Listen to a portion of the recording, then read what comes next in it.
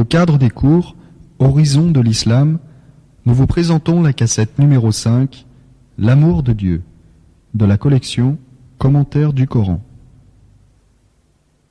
أعوذ بالله السميع العليم من الشيطان الرجيم بسم الله الرحمن الرحيم والصلاة والسلام على أشرف المرسلين سيدنا محمد وعلى آله وصحبه أجمعين ونعوذ بالله من شرور أنفسنا ومن سيئات أعمالنا من يهد الله فهو المهتد ومن يدلل فلن تجد له وليا مرشدا ونشهد أن لا إله إلا الله وحده لا شريك له ونشهد أن محمدا عبده ورسوله أيها الإخوة أيها الأخوات أحييكم بتحية الإسلام تحية من عند الله مباركة طيبة السلام عليكم ورحمة الله وبركاته.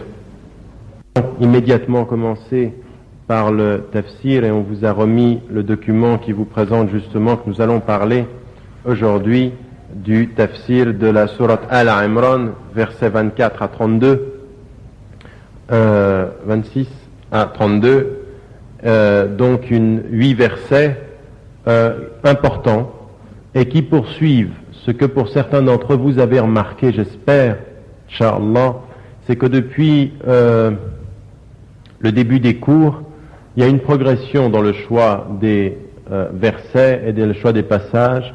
Et j'en profite pour dire une toute petite chose que j'aimerais qu'elle soit retenue par les frères et les sœurs par rapport au tafsir.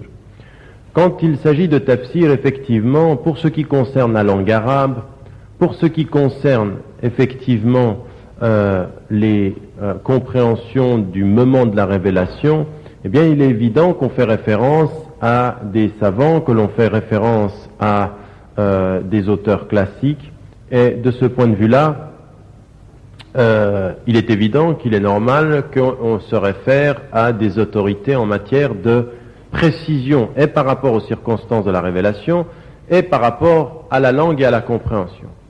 Mais il ne faut pas confondre ce travail avec ce que certains attendent quand on parle de commentaires ou de tafsir, c'est systématiquement de dire ce qu'ont dit les commentateurs à un moment donné, parce que ce qu'ils ont dit dans la compréhension du Coran est aussi lié au moment où ils le lisent et dans les circonstances où ils le lisent. Et que la particularité du tafsir, et c'est pour ça qu'il y a un renouveau chaque siècle de plusieurs tafsirs, plusieurs commentaires, c'est effectivement de mettre systématiquement le Coran en rapport avec notre situation.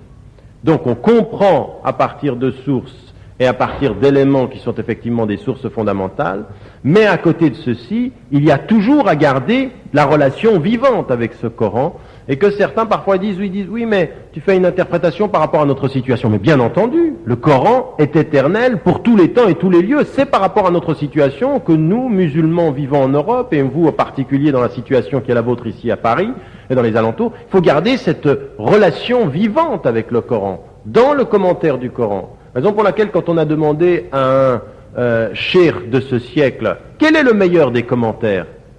Ma huwa ahsanu tafasir, quel est le meilleur des commentaires? Il n'a pas dit Tabari ou Ibn Kathir ou Al-Qurtubi, qui sont bien entendu des tafasirs qui sont importants parce que c'est des références. Mais il a répondu cette réponse dont il faut vous souvenir, Qalbuk, ton cœur. Ton cœur, parce qu'il faut que tu gardes cette relation vivante avec le Coran pour ton cœur. Il ne faut pas commencer à faire de l'exégèse du Coran un mur d'explication qui met un voile entre toi et la compréhension vivante de ce Coran. Donc raison pour laquelle le Coran tel que nous en faisons l'exégèse, je me réfère pour des circonstances évidemment à des savants, mais en même temps on fait une analyse qui correspond à notre situation. Petite introduction terminée. Dans le passage qui nous est donné, vous vous souvenez que la dernière fois nous avions parlé de Ghazwat Badr. Ici, Ibn Hisham, radiallahu anhu, dans sa recension, a relevé que selon lui, c'était les 8 versets que nous avons ici étaient plutôt à situer en l'an 9, au moment où le prophète sallallahu alayhi wa sallam reçoit la délégation des chrétiens de Najran. Après étude, que ce soit Suyuti ou quelques autres savants, ils ont plutôt mis en évidence le fait que cette révélation était en l'an 3, c'est-à-dire soit juste avant, soit juste après Ghazwat Uhud. Et la plupart ont retenu l'idée que c'était après Ghazwat Uhud pour le contenu dont nous allons parler. Qu'est-ce qui se passe après Ghazwat Uhud? On va en parler aujourd'hui dans la deuxième partie. Ghazwat Uhud, c'est bataille après laquelle les musulmans vont avoir le sentiment d'avoir perdu et que c'est un échec. Et effectivement, concrètement, dans les faits, il y a une défaite. Plus tard, effectivement, sur le plan moral et sur le plan du contenu, on peut presque considérer Uhud comme une victoire parce qu'elle a façonné les musulmans, mais c'est une défaite dans les faits. Et les musulmans, les compagnons du prophète vont se poser la question, comment se fait-il que nous qui portons cette vérité, qui avons cette révélation, nous soyons défaits de cette façon-là, et que ceux qui justement n'ont pas de révélation, qui sont polythéistes, puissent gagner et que Allah subhanahu wa ta'ala leur donne la victoire sur nous. Comment ça se fait? Comment se fait-il finalement qu'il y ait des choses incompréhensibles pour notre tête qui se passent sur cette terre? Que celui qui n'est pas avec Dieu gagne et que celui qui donne tout pour Dieu perde. Comment? Ça vous dit rien ça? 1998 à Paris, les musulmans, comment se fait-il que dans notre communauté ce soit la pagaille et qu'à l'extérieur, il y en a qui réussissent tout le temps? Quand leur conférence commence, elle commence à l'heure, vous voyez ce que je veux dire, quand ils font quelque chose, ils le font bien. Bien, eh bien, cette question, elle est de tout temps pour tous les musulmans, elle a toujours traversé notre cœur, c'est-à-dire de se poser la question, vraiment, pourquoi nous, qui avons cette perle, qui avons cette vérité, eh bien nous échouons et que d'autres réussissent. Et comment expliquer un échec? En fait, ceux des compagnons après Ghazwat Uhud se posent la question qu'on se pose en toutes circonstances, nous autres, les musulmans. Eh bien, la réponse, regardez, c'est ces 8 versets qui sont d'une construction et d'une progression absolument édifiante, si on s'y arrête. Et je vous demande vraiment, après ce cours, même quand vous êtes tout seul à la maison ou en groupe, de revenir à ces versets et de les travailler en compréhension et en profondeur. Vous imaginez bien que dans un tafsir de 20 minutes, il ne soit pas possible de tout dire, mais essayons d'en dire quelque chose. Immédiatement, la réponse d'Allah subhanahu wa ta'ala à cette préoccupation des musulmans, elle vient pour rappeler le sens fondamental de la compréhension de celui qui est avec Allah subhanahu wa ta'ala. Et là, nous avons les versets, ceux que nous prenons dans un premier temps, 26 et 27. Nous avons ceci. قل اللهم مالك الملك تؤتي الملك من تشاء وتنزع الملك ممن تشاء وتعز من تشاء وتذل من تشاء بيدك الخير إنك على كل شيء قدير تولج الليل في النهار وتولج النهار في الليل وتخرج الحي من الميت وتخرج الميت من الحي وترزق من تشاء بغير حساب. Ces versets-là, immédiatement, Allah subhanahu wa ta'ala les fait descendre comme une révélation fondamentale. Dit, ô Dieu, maître de la seigneurie, tu donnes le règne à qui tu veux et tu reprends la royauté de qui tu veux. Tu élèves qui tu veux et tu abaisses qui tu veux. Car tu es, en vérité, puissant à toutes choses. Première compréhension. À ceux qui se posent la question, comment ça se fait que nous on soit dans cette situation et qu'il gagne? C'est que Allah subhanahu wa ta'ala répond à ceux qui portent la foi dans leur cœur, dit, ô toi Dieu, tu es le maître de la royauté, tu es le maître au-delà de tous les maîtres. Et dans cette place sublime, dans cette place au-delà de tout qui est la tienne, tu donnes la royauté à qui tu veux et tu la prends de qui tu veux. Et la répétition par 4 fois dans ces versets, man tasha, à qui tu veux. La reconnaissance pour celui qui porte la foi, qu'au-delà de son intelligence, parce que parfois il y a des choses qu'on ne comprend pas avec sa tête, il y a des choses qui les éclairent avec le cœur. Et que celui qui est avec Dieu avec le cœur aura forcément dans la compréhension de ses proximités quelque chose qui apaisera sa tête. Mais celui qui se pose des questions uniquement avec sa tête, pourquoi cela, sans avoir la confiance en Dieu dans son cœur, sera perturbé dans sa tête par peu de lumière dans son cœur. Mais qui se souviendra dans son cœur que Allah SWT donne à qui il veut et qu'il reprend à qui il veut, retrouvera le sens des choses, le comprendra. Et ça arrive également parfois quand on est dans une situation où il y a des frères et des sœurs qui perdent un être cher. Vous avez peut-être entendu, peut-être chez des personnes qui ne croient pas, c'est injuste. Parce que la personne, elle est jeune, elle est partie. C'est injuste avec ta tête. Pour celui qui n'a pas le cœur et qui ne fait pas confiance à Dieu dans son cœur, il comprend que c'est injuste avec la tête. Mais notre foi, elle est dans le cœur, et le cœur est destiné à apaiser les questions de notre intelligence. Et il nous est dit ici, celui qui décide de tout, c'est Allah subhanahu wa ta'ala. Il donne et il prend. Et il élève et il abaisse. Et il est puissant sur toute chose. Rappel fondamental aux croyants, quand votre intelligence ne comprend pas une chose, faites confiance avec votre cœur au maître des choses. C'est lui qui décide. Et quand toute chose, il y a une épreuve. Une épreuve pour ton intelligence, une épreuve pour ta situation sociale, une épreuve pour ta situation de conflit avec les autres. La confiance en Dieu pour apaiser l'intelligence de celui qui pourrait oublier Dieu et oublier que Dieu décide. Réponse fondamentale. Elle est fondamentale et c'est une réponse sur laquelle chacun d'entre nous, ceux qui portent la foi, doivent en permanence revenir. Quand ton intelligence trouve une chose injuste, demande à ton cœur de se souvenir que le Dieu de la justice décide. Et que ton intelligence peut considérer injuste ce qu'elle ne comprend pas, mais que Dieu sait au-delà de ce que tu sais. Un rapport avec Allah subhanahu wa ta'ala qui est un rapport de confiance.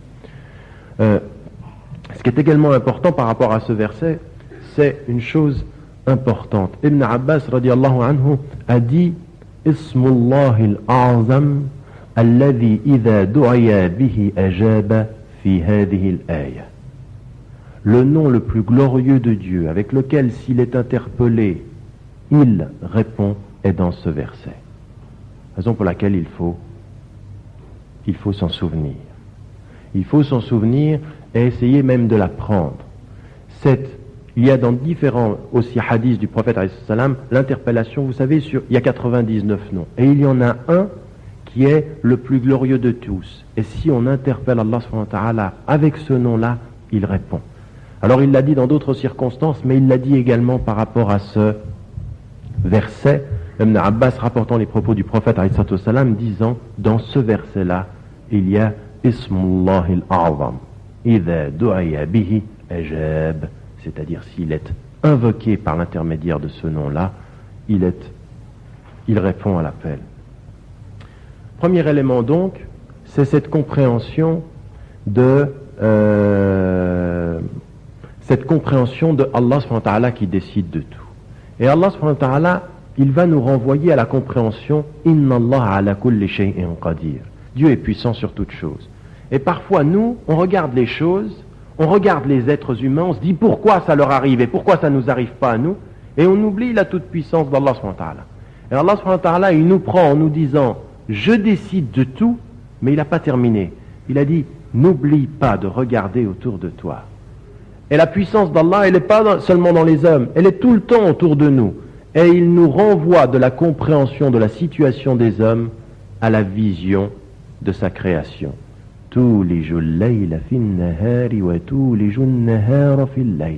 Tu fais s'entrepénétrer la nuit dans le jour et le jour dans la nuit.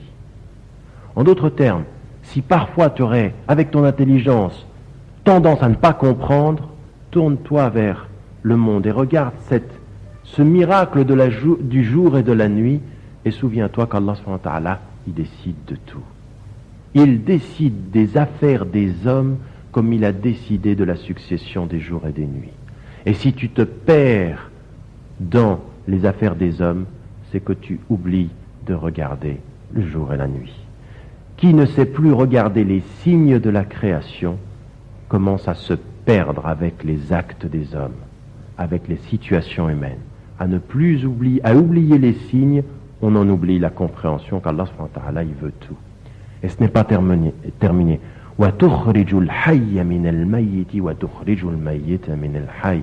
Et tu fais sortir le vivant du mort et tu fais sortir le mort du vivant. En d'autres termes encore, regardez les signes et vous verrez qu'Allah subhanahu wa ta'ala, il est au-delà de tout ce que vous pouvez imaginer. Il est le seul qui peut sortir le vivant du mort et il est le seul qui peut faire sortir le mort du vivant. Il donne la vie, il reprend la vie. Et ça nous amène à deux choses, ceci, parce qu'on peut le comprendre littéralement. La première compréhension de ce verset, c'est de dire Allah subhanahu wa ta'ala, effectivement, il donne la vie d'un être et il la reprend. Et les mufassiroun, ceux qui ont fait des exégèses, sont allés encore plus loin. Et ils ont dit, c'est aussi à comprendre dans le sens figuré, au sens que donner la vie, c'est également donner la foi. Comme il est dit dans le verset du Coran, Ya ayyuhalladhina amanu istajibu lillahi wa lirrasul idha da'akum lima yuhyikum wa'alamu anna Allah yahulu bayna al-mar'i wa qalbih. Ô vous qui portez la foi, répondez à l'appel de Dieu et de l'envoyé quand il vous appelle à ce qui vous fait vivre. Et c'est quoi ce qui vous fait vivre? La foi. Et sachez que Dieu se place entre l'homme et son cœur. Et ici, tukhrijul hayya min al-mayyit, c'est tu fais sortir la foi du cœur mort. Comme tu fais sortir même parfois justement la foi de ce cœur qui était vivant et tu le rends mort. C'est Dieu qui décide de la foi. Et on comprend deux choses dans la compréhension de ce verset. C'est beaucoup d'humilité. Dieu décide de tout. Et d'une autre chose aussi quand on parle aux gens autour de nous. Si un jour vous avez pensé que vous aviez le pouvoir de transmettre les éléments de la foi, ici vous avez une réponse. Dieu seul décide de la vie des cœurs. Jamais quelqu'un d'entre nous ne décide de la vie des cœurs. Nous, parfois, on est des instruments pour éveiller un cœur. Mais celui qui le fait vivre, celui qui décide de la vie des cœurs, c'est Allah subhanahu wa ta'ala. Jamais un être humain. Et donc, vous connaissez « Innaka la tahdi man ahbabta walakinna Allah yahdi man yasha » tu ne mets pas sur la voie qui tu aimes, mais Dieu met sur la voie qui il veut. Premier élément donc, première réponse. Pensez-y. Pensez-y la réponse à l'interpellation des croyantes et des croyants. Comment se fait-il que nous ne réussissions pas? Et Allah subhanahu wa ta'ala nous donne une réponse. Je suis le maître de toutes les seigneuries et je décide de ce que je veux. Et j'ai décidé pour vous comme j'ai décidé de la création du jour et de la nuit, de la vie et de la mort. Et qu'à partir du moment quand on se souvient de cela, on se souvient de sa toute-puissance et de la relativité de notre compréhension. Et que parfois nos intelligences se perdent si nos cœurs se ferment. Que nos intelligences ne comprennent plus si nos cœurs ne sont plus illuminés. Et qu'en perdant la confiance en Dieu, on finit par créer l'orgueil des intelligences. C'est la confiance en Dieu qui diminue l'orgueil des intelligences, celles qui voudraient tout comprendre, que parfois il ne peut pas être possible de comprendre. Et ensuite, Allah subhanahu wa ta'ala nous fait avancer.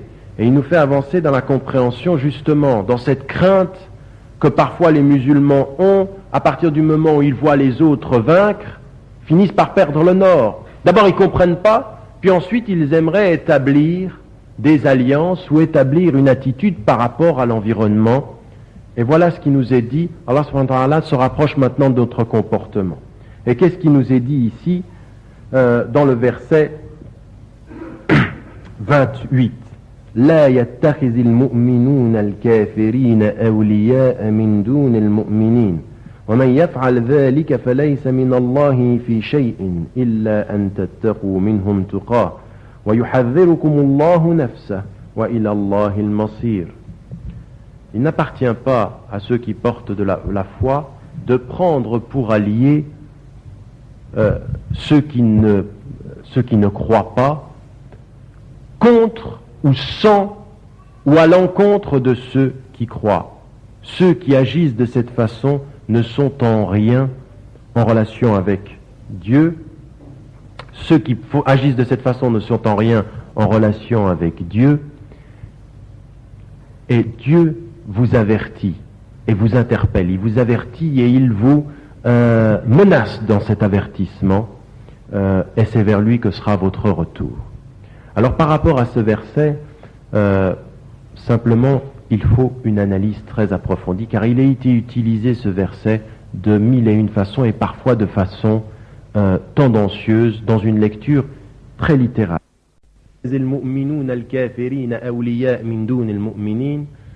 Qu'on ne doit pas prendre pour alliés des gens qui ne portent pas la foi à l'encontre ou contre ceux qui sont croyants, ça a un sens très particulier. Certains ont utilisé ce verset en disant « Un musulman ne doit jamais être l'allié de quelqu'un qui ne croit pas ». Et ils ont rendu ceci absolu. Ils ont pris ce verset-là en disant « Tu ne peux pas entrer en relation ». D'ailleurs, il y a ce verset et il y en a d'autres. Or, ici, ce n'est pas du tout ce qui est mis en évidence et le contexte de cette révélation-là, effectivement, doit faire comprendre une chose. C'est que ce qui est dit clairement dans ce verset, c'est qu'il n'est pas permis à des musulmans ou à des croyants porteurs de la foi de rentrer en relation d'alliance avec ceux qui ne portent pas la foi contre leur propre communauté ou contre leur propre religion. C'est-à-dire de s'allier contre les intérêts, mais uniquement parce qu'ils craignent ou parce qu'ils s'oublient ou parce qu'ils sont hypocrites. Ce n'est pas l'alliance en tant que telle. Nous l'avions vu dans la vie du prophète alayhi salam qu'il avait eu des alliances et qu'il s'était même appuyé sur des personnes qui ne croyaient pas. Et que le verset du Coran de ce point de vue-là est clair. La yanhakumullah 'anil ladhina lam yuqatilukum fid din wa lam yukhrijukum min diyarikum an tabarruhum wa tuqsitu ilayhim. Dieu ne vous interdit pas contre ceux qui ne vous combattent pas dans la religion ou qui ne vous ont pas sorti de votre demeure, que vous leur témoignez dans tabarruhum. Ici, il y a une notion d'affection, de reconnaissance affective et que vous soyez juste à leur égard. Donc s'il n'y a pas de conflit ici, il y a la possibilité d'établir des situations de respect mutuel et de collaboration dans le respect. Par contre, dans une situation de conflit ou dans une situation où il y a des alliances, alors là, il y a une interdiction ferme. Ce que tu n'as pas le droit de faire, ce qui ne t'est pas permis de faire, et le Coran de ce point de vue-là est clair, c'est de vendre ta religion, ta communauté dans une alliance qui serait une alliance contre ta communauté pour pouvoir paraître gentil, pour pouvoir paraître justement, te faire l'allié de ceux qui luttent contre ta communauté, qui luttent contre l'islam. Alors ça, c'est non. Là-dessus, il n'y a pas de discussion. Il n'y a pas de compromis dans le fait de démissionner des éléments de sa propre foi. Et alors, ça arrive en 1998, comme c'est arrivé dans toute l'histoire, des personnes également qui, par crainte de l'ennemi, finissent justement par prendre pour alliés des personnes qui ne croient pas, contre l'intérêt de leur propre religion et l'intérêt de leur propre communauté, qui oublient leurs frères et leurs sœurs, et qui même vont jusqu'à dire de leur religion des choses qui ne sont pas vraies. C'est-à-dire, par exemple, que vous avez un frère ou une sœur qui prie 5 fois par jour et que vous allez avoir quelqu'un pour paraître moderne devant un public qui ne pratiquerait pas ou qui ne comprend pas le sens de la pratique des musulmans, en disant « Oui, lui, il est un tout petit peu extrémiste, il est un tout petit peu fermé. » Pardon ? Depuis quand est-ce que tu peux tenir des propos comme ça pour un public pour paraître gentil, alors que tu es en train de trahir ta religion qui te dit qu'il faut prier? Si toi tu ne le fais pas, ça te regarde. Mais de dire de ton frère ou de ta sœur qui prie, ou quand elle se voile, ou quand elle pratique sa religion qu'elle est fermée, c'est vendre la parole de l'islam pour paraître gentil, alors que tu t'allies avec des gens qui sont justement, qui n'attendent de toi que cette parole-là. Là-dessus, il n'y a pas de discussion. On ne fait pas alliance dans la compromission.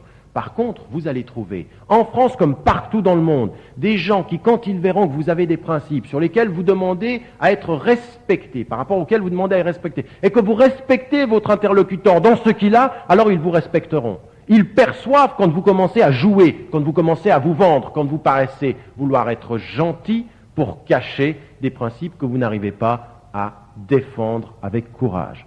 De ce point de vue-là, il faut que les choses soient claires. Le verset ici, il est clair. Ça n'est pas permis de faire ce type d'alliance dans la compromission. Nous, ce qu'on demande de nos interlocuteurs, c'est nous avons une identité, nous exigeons le respect et nous témoignerons du respect. Le respect dans la reconnaissance de ce qu'est notre religion, là-dessus, il n'y a pas de compromission. On ne joue pas avec ces choses-là, comme on ne joue pas avec les alliances, comme vous n'entendrez jamais de ma bouche une parole qui, pour que vous me prouviez gentil, serait une trahison de ceux qui sont mes frères et mes sœurs dans leur pratique et dans leur vie quotidienne. Je ne trahis pas ni ma foi, ni mes frères, ni mes sœurs pour paraître gentil. Mais par contre, j'aurai une parole de vérité et demanderai le respect de mes interlocuteurs comme je les respecterai. C'est ça le véritable dialogue, et c'est ceci qui est dit. Pas de présentation ou d'alliance avec ceux qui ne seraient pas de votre confession dans la négation de votre communauté ou la négation des principes de votre religion. Mais quand les termes de la relation sont clairs, alors c'est permis en islam d'avoir ces relations-là. Alors il y a deux choses qu'il ne faut pas faire. Retenez-le sur la base de ce verset rapidement. Deux choses qu'il ne faut pas faire. La première, c'est vouloir paraître tellement gentil, tellement transparent que tu n'es plus rien du tout. Tu es tellement ouvert qu'il n'y a plus rien. Tu as tout donné, tout vendu. Puis l'autre, c'est pour vouloir montrer que tu es tellement présent qu'il n'y a plus de dialogue possible. Je suis tellement là qu'il n'y a que moi qui parle. Je suis ceci, et il n'y a pas de discussion là-dessus, et on ne peut pas... Non, ça, de l'autre façon, et il n'y a pas de relation avec les koffars, parce que ce sont tous des koffars, tu comprends bien. Pas de discussion. Cette attitude-là, les deux extrêmes sont les deux extrêmes erronés. De ce point de vue-là, il faut trouver une voie qui soit une voie du juste milieu, la voie de j'ai mes principes, j'ai ma pratique, je fais partie d'une communauté de foi, je demande à ce qu'elle soit respectée et je dialogue dans le respect. Je ne dialogue pas dans la compromission. Je ne dialogue pas dans le fait de me vendre pour paraître gentil. Ce verset-là, il faut le comprendre et de savoir une chose, c'est que Allah subhanahu wa ta'ala, il nous dit, il nous avertit. Il vous avertit contre lui-même. Attention à ceux qui trahiraient cet enseignement-là. Et de ce point de vue-là, c'est à lui que nous retournons. Et il y a juste une exception. C'est-à-dire, sauf si vous craignez d'eux une persécution. Alors, qu'est-ce qui est permis dans ce cas-là, qu'on soit clair? Il faut que ça s'appelle le taqiyya, c'est-à-dire le fait de cacher. Alors, certains l'ont utilisé parfois par rapport à la tradition chiite, dans laquelle il y a cette référence-là. Dans la tradition de Ahl Sunnah wal Jama'a, il y a effectivement ce terme-là. Par exemple, je vous donne un exemple.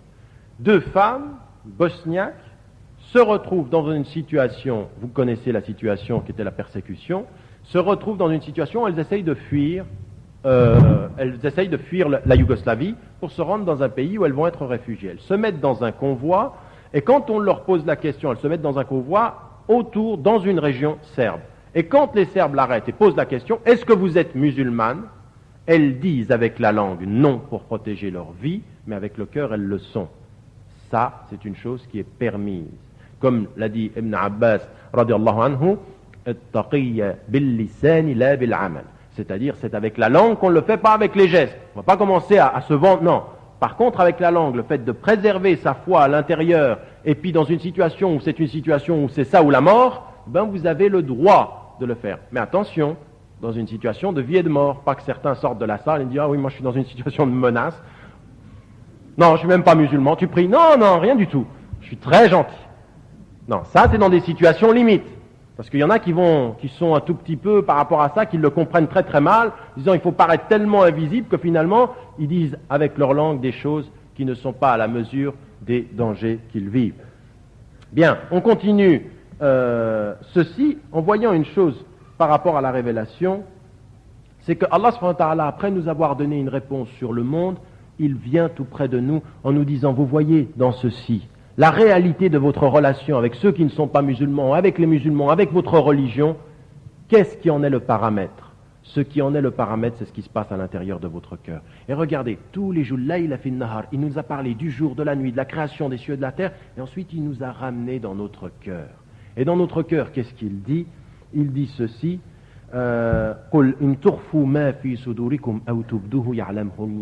si vous cachez ce qui est dans vos poitrines, ou si vous le montrez, Dieu le saura.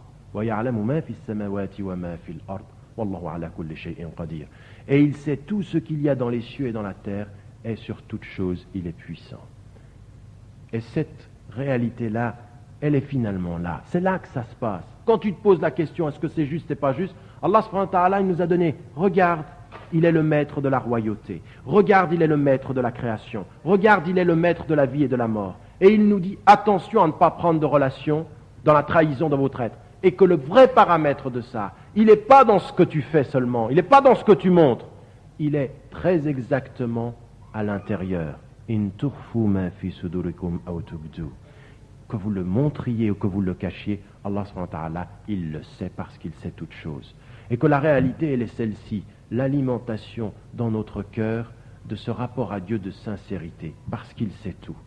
Et que, et dans notre compréhension des choses, et dans notre relation avec, vous voyez comme Allah subhanahu wa ta'ala, il fait les choses, la relation avec une défaite va nous montrer comment tu seras dans une relation avec ton ennemi. Quand tu as échoué, c'est là qu'on voit le degré de ta foi. Comment tu vas être à l'intérieur. Et c'est à l'intérieur qu'Allah subhanahu wa ta'ala, il va mesurer. Et tout ceci pour nous annoncer une chose qui est le paramètre de tout. C'est à l'intérieur de ton cœur et qu'il y a un jour qui sera le jour où tout ça sortira. يوم تجد كل نفس ما عملت من خير محضرا. Le jour où chaque être trouvera ce qu'elle a fait de bien présent devant elle. وما عملت من سوء تود لو بينها وبينه أمدا بعيدا. Le jour où chaque être verra ce qu'il a fait de bien présent et ce qu'il a fait de mal, elle aimerait qu'entre ce jour et elle-même, il y ait une très longue distance, une distance très éloignée. Et ceci, c'est ce dont nous menace également Allah subhanahu wa ta'ala. Il nous le rappelle ici, dans ce verset, en nous mettant en évidence, de nouveau, qu'un jour viendra, ce jour-là, ce sera le jour de la vraie révélation. Ce que tu as fait de bien sera montré, ce que tu as fait de mal sera montré. Et autant dans ton rapport à tes échecs, comme ceux de Uhud avaient échoué, et comme ceux, effectivement, comme ça peut nous arriver à nous, c'est là le vrai paramètre. Et ce jour-là, il y aura le compte. Et c'est ce que chacun d'entre nous, nous croyons, et ce que chacun nous portons. Allah subhanahu wa ta'ala, il nous a pris de la vision du monde à la réalité intérieure en nous disant, il y aura un jour. Et ce jour-là, c'est ce jour-là où tu verras ce que tu as fait de bien. Ce jour-là où tu verras ce que tu as fait de mal. Et ce jour-là, tu aimerais qu'il soit loin de toi. Et Allah, il nous dit, وَيُحَذِّرُكُمُ اللَّهُ نَفْسَهُ. Et Dieu, il vous menace, il vous avertit contre lui-même de cette menace terrible. Mais immédiatement après nous avoir dit, attention à cette réalité-là, attention à justement ce rapport à lui, وَاللَّهُ رَؤُوفٌ بِالْعِبَادِ. Et Dieu est toute générosité et bonté pour les serviteurs. Au moment où il nous rappelle cette menace-là, il rappelle immédiatement après qu'Allah subhanahu wa ta'ala, il est bon pour ceux qui sont ses serviteurs. En même temps, une compréhension très très ferme de ce qui est notre religion, de ce qui est notre rapport à ce jour qui sera le jour du dévoilement, en même temps de savoir que Dieu sera précis, mais que Dieu est miséricordieux. Inna rahmati sabaqat ghadabi, c'est-à-dire selon le hadith al-Qudsi, ma miséricorde précède ma colère. Mais colère, il peut y avoir. La miséricorde précède la colère, mais colère, il peut y avoir. Mais miséricorde, il y a. Et donc, de ce point de vue-là, de se souvenir que c'est ce jour. Et tout cet enseignement, il finit, écoutez bien, tout l'enseignement de ce verset, de ce doute des compagnons à un moment donné, qu'est-ce qui justifie notre défaite? Et Allah subhanahu wa ta'ala de rappeler, je décide, soyez sincères, soyez justes, sachez qu'un jour viendra où votre sincérité sera mise à l'épreuve. Regardez la réponse finale, le dernier élément, le dernier verset, qui sont les deux versets que nous allons étudier maintenant, le 31 et le 32. Qul, rappel, dernier élément, Qul, in kuntum tuhibbuna Allah fattabi'uni yuhibbukum Allah wa yaghfir lakum dhunubakum. Dis, si vous aimez Dieu, suivez-moi, Dieu vous aimera et vous pardonnera vos péchés, et vous pardonnera vos erreurs, vos péchés en l'occurrence. Wallahu ghafurun rahim, et Dieu est pardonneur et miséricordieux. De nouveau la répétition de la miséricorde et du pardon. Mais regardez ce verset. In kuntum tuhibbun Allah, si vous aimez Dieu, fattabi'uni. La réalité, Allah subhanahu wa ta'ala nous a rappelé la puissance, il nous a rappelé sa grandeur, il nous a rappelé la sincérité, il nous a rappelé de ne pas nous compromettre, il nous a rappelé de lui faire confiance, il nous a rappelé de nous souvenir du jour du jugement dernier et il nous dit la clé de tout ça.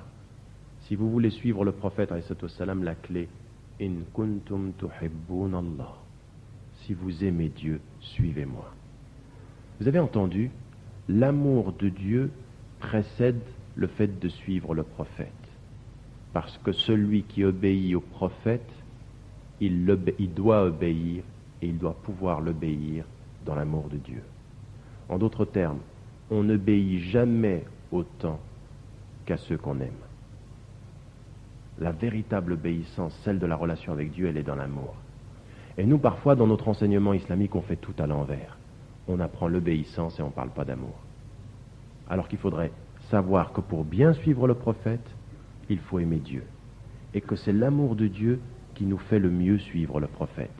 In kuntum tuhibbun Allah, fattabi'uni yuhbibkumullah. Qu'est-ce qu'on cherche? Le fait de l'amour d'Allah subhanahu wa ta'ala. Si vous aimez le prophète, si vous voulez suivre le prophète, il faut aimer Dieu. Et cet amour de Dieu et le fait de suivre le prophète va vous donner l'amour d'Allah subhanahu wa ta'ala. En d'autres termes, c'est vraiment une histoire qui est une histoire fondamentalement une histoire d'amour. Et que l'amour précède l'expression des principes. Ce n'est que dans le verset qui suit où il est dit « Qul ati'u Allah wa rasoul » donnez l'obéissance, obéissez à Dieu et à son envoyé. Ce n'est qu'après que c'est dit. Ce qui est dit d'abord, c'est l'amour. Alors j'aimerais vous poser une question à chacun d'entre vous, parce que c'est vraiment ça le secret de tout ça. Le secret de notre religion, c'est ça. Tu veux suivre le prophète? Tu veux le suivre jusqu'au plus petit détail de cette qudwa hasana, de ce meilleur exemple? Il faut aimer Dieu. Il faut aimer Dieu, il faut faire ce travail de proximité et d'amour vis-à-vis de Dieu pour suivre son prophète. Alors, je vais vous poser une question. Vous le savez, il y en a parmi vous ici dans cette salle, ils sont papa, ils sont maman, ils sont filles, ils sont garçons, ils ont des parents. Vous avez jamais remarqué, enfin si vous l'avez remarqué, il n'y en a pas un d'entre nous ici qui n'a pas besoin, par rapport à l'amour de ceux qui sont autour de lui, de manifestations d'amour. Un enfant, il a besoin qu'on lui montre qu'on l'aime. Un jeune garçon, une jeune fille, un mari, une épouse a besoin de sentir qu'on l'aime. Vous avez besoin de montrer et de manifester de l'amour à votre maman, à votre papa, n'est-ce pas?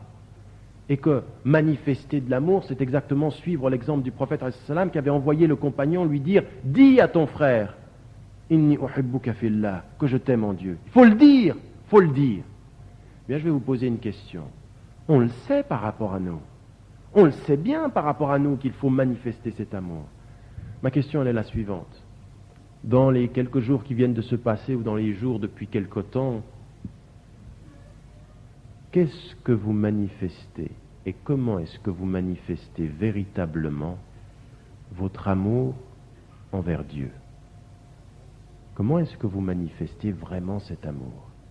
Sur quoi il pourrait être dit dans votre relation avec Dieu, Allah subhanahu wa ta'ala verra que j'ai fait ça par amour pour lui, mais vraiment par amour pour lui. Et ne me parlez pas uniquement des prières, parce qu'il y en a certains, ils font les prières, la façon dont ils les font, c'est pas une expression d'amour, c'est Bismillah ar-Rahman ar-Rahim, tac, tac, tac, tac, tac, tac, j'ai fini. Qui tu aimes quand tu fais ça? C'est exactement la même chose que si je viens vers mon frère Fouad, et que ça, c'est une montre, elle n'est pas à lui. Imaginons que c'est un cadeau. Et je viens vers le frère Fouad, je lui dis, tiens, ça c'est pour toi. Lui, le frère Fouad, il va sentir que je l'aime très fort.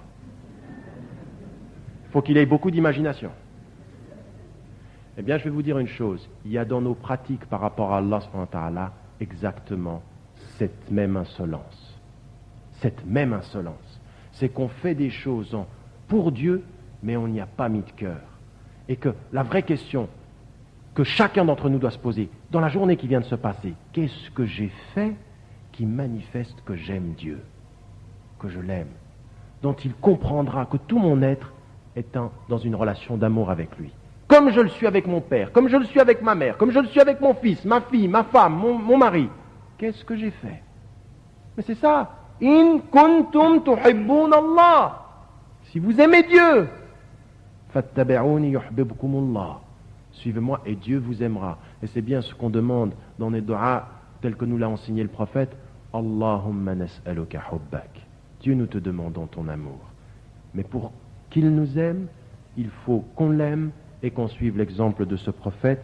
La conclusion de ce passage ici, elle est que dans cet amour, il y a le pardon.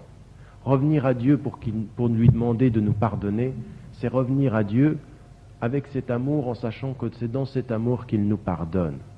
Et il nous pardonne tous les péchés. Mais tout commence, non pas par les principes, mais par l'amour. Et c'est tellement vrai que vous avez dans ce verset-là, le verset qui suit la réalité de ce que je vous dis. Qul ati'u Allah war rasul. Obéissez à Dieu et à son envoyé. Après l'aimer, obéissez. Parce que vous le savez, mais répétez-le vous en toutes circonstances et faites-le comprendre à vos enfants, à vos frères, à tous ceux qui vous entourent. On n'obéit jamais à quelqu'un aussi bien que quand on l'aime. Et qu'il faut aimer. Et le prophète, il faut faire en sorte d'être en relation avec lui en permanence. Pensez à lui, l'aimer. Aimer Dieu et penser à sa présence avec nous. Et c'est comme ça qu'on l'obéira le mieux. Pas dans cette façon que certains frères ou certaines sœurs ont de nous parler systématiquement et en permanence de principes qui sont comme des couperets, alors qu'on a besoin d'amour qui nous réveille et non pas de couperets qui nous amputent ou qui nous décapitent. Le prophète alayhi salam ne nous a pas enseigné ça. Le verset finit par ici en nous disant simplement une chose qu'on doit apprendre également sur ici. فَإِن تَوَلَّوْا فَإِنَّ اللَّهَ لَا يُحِبُّ الْكَافِرِينَ. Si avec tout ceci, ils se détournent, Dieu n'aime pas ceux qui nient la vérité. Mais vous avez compris? Il faut tout ceci pour que le terme ici soit utilisé. لَا يُحِبُّ الْكَافِرِينَ. Ceux qui n'aiment pas Dieu, ceux qui ne suivent pas le prophète, ceux qui ne lui obéissent pas.